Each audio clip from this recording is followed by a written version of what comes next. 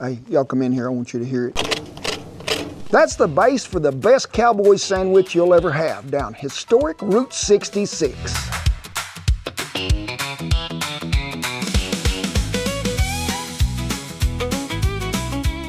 Okay, Kent, give us the backstory on this sandwich. Well, if you are ever fortunate enough to travel Route 66 and go through the little town of Sayre, Oklahoma, there was a diner out there on the north end of town that said, Opal's Diner. Now, I'd never eat there before in my life till I was about 10 years old, and we stopped in there after we'd been to a PRCA rodeo in Elk City. We went in there, and everybody was saying, and right at the top of the little chalkboard it said, favorite special, hot steak sandwich. So we're going down historic Route 66. Come go with me as we recreate this diner special. Now y'all have seen me fix many chicken fried steaks, beat Bobby Flay with the chicken fried steak, fed thousands of pounds of them to cowboys, but it's still one of my most popular and most requested meals.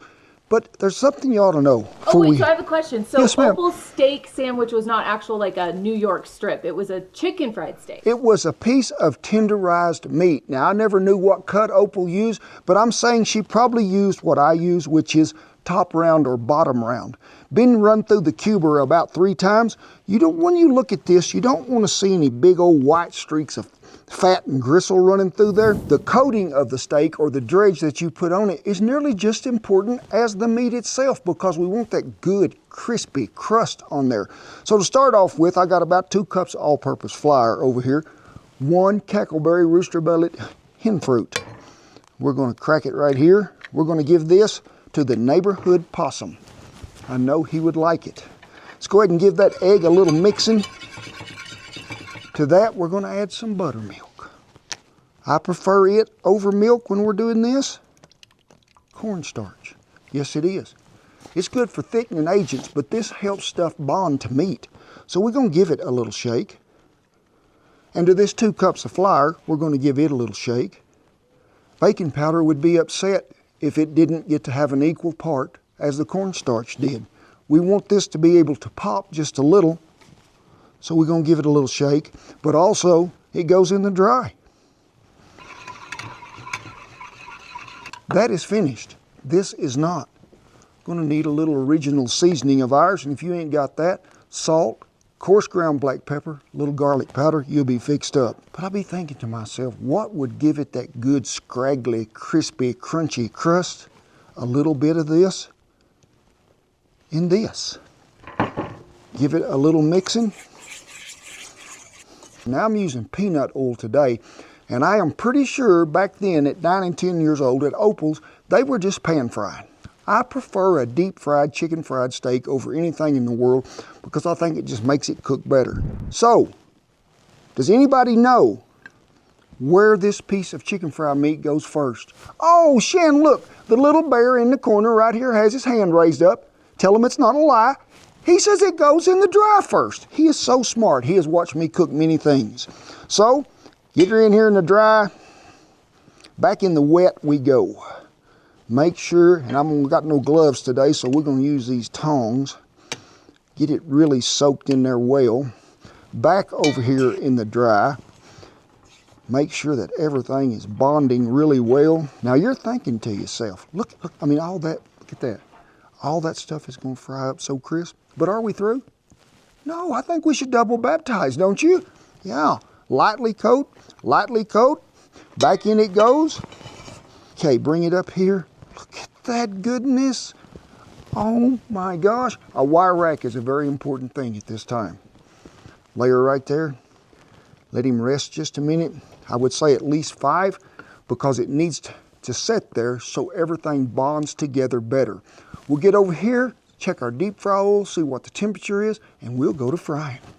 Oil is heated to 350. Now I use the chef's temp, and I think that's what you ought to use because it gives me an accurate reading every time. This has been on the wire rack, remember, drying out a little. Here we go. I love this sound. Music to my ears. Now this ain't gonna take long, maybe 3 to 4 minutes. and I'd say you're pretty close, because remember, them steaks have been cubed, so they're a little thinner than what they'd be if there's like this. And it don't hurt to flip them every once in a while, but you don't want to flip them too soon. But if Shan'll zoom in here, I want you to see these little scraggly crispies that are already coming to the top. Oh my gosh, what a glorious day. Thank you, Jesus, for deep fryers.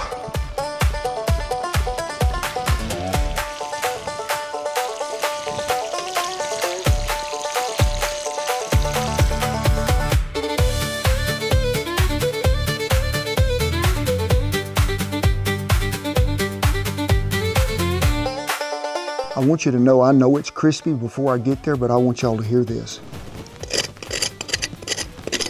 Chicken fry is resting over here. Got my old Wardware skillet out here, been having it on preheat low. I got me some of that meat grease over yonder. I'm gonna pour it right in there. That looks like that's about enough. We're gonna add a little butter that is froze here pretty good it is. I'd say about that much right there. And we're gonna let that melt, just sitting there. One of the most important tools you can have for making gravy isn't just fire in a cast iron skillet.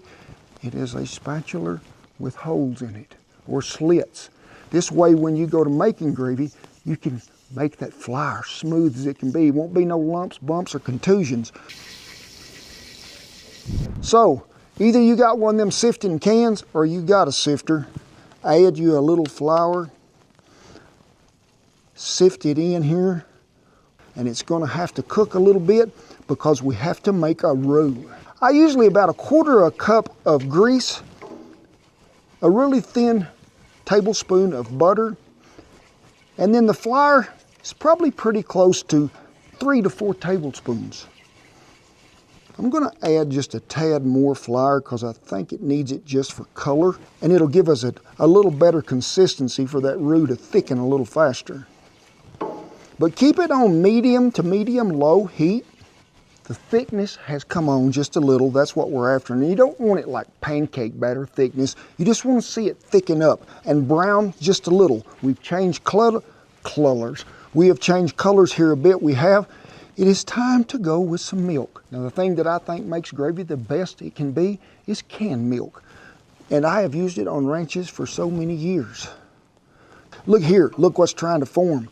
A lump. That's why you have this spatula like this. And if you need to thin it, that's why I saved a little bit of that canned milk there in the bottom, but you can thin it with water as well. This is when you need to turn your heat down to low, because we got to let this cook till everything thickens. Go around them edges with that spatula, get any clumps that might be forming that look like sheetrock mud, and just keep stirring. We are getting close. You may have also heard the term sawmill gravy. It traces back to the rough, resourceful cooking of the 19th century logging camps and frontier kitchens across the South. In sawmills and work camps, cooks had to stretch the limited ingredients to feed hungry laborers.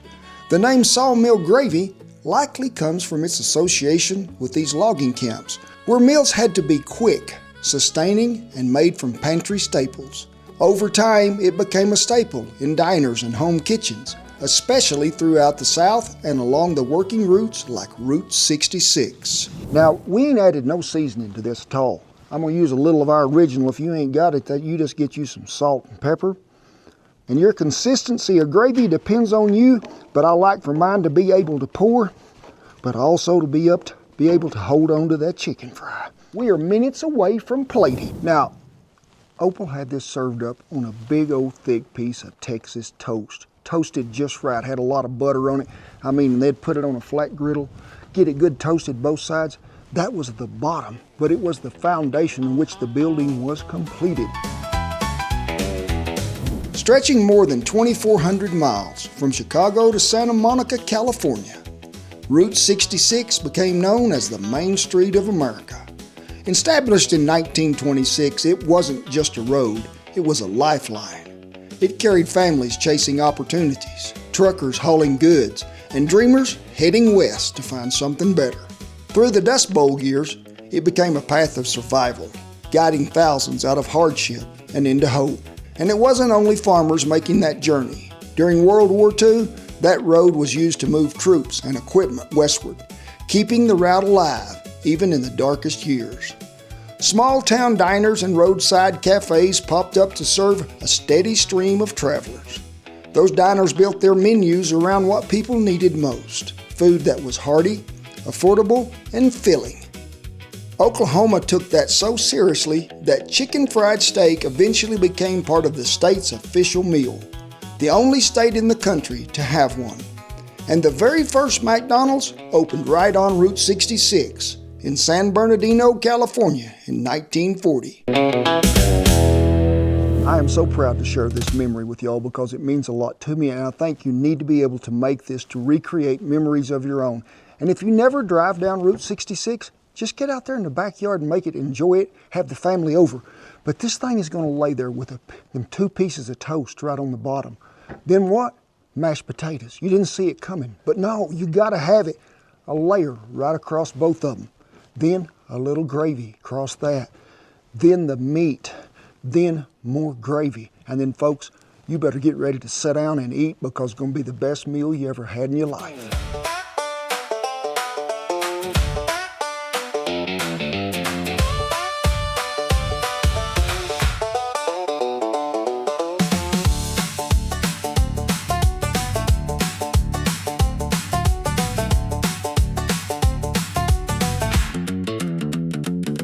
I guarantee you, up there at Opal so many years ago, when they brought this to the table, you didn't need fries, you didn't need nothing else. You needed a lot of napkins and a recliner when we got through. I might already even cut it in half because even I don't think I can get all that in there at one time. Thank you, Lord, for what I'm about to receive. I thank you for the opportunity to get to go by Opal's and have this. And I ask you, Lord, to bless it and let my jaws be big enough to get it in there.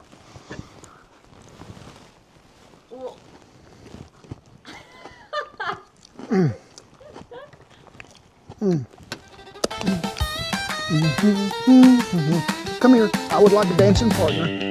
I would. Get up here. We're gonna do a little waltzing. Then we're gonna do a little boogie woogie shake a butt. Yeah, that is some fine dining right there, Mage. We thank you so much for letting us come into your houses, your hearts, and your soul. Because remember, y'all are not just fans, you are family to me and Shannon. We appreciate you, each and every one. We love you. But it is with great pride and honor that I salute and tip my hat to all our servicemen and women and all the veterans that have kept that old flag a-flying. We commend you, we do, and we lift you up in prayer daily. Rest of you, get on in here for a Route 66 hug. I'm gonna go all the way around you. God bless you, each and every one, and I'll see you down the best cowboy sandwich you ever had on the Route 66 trail.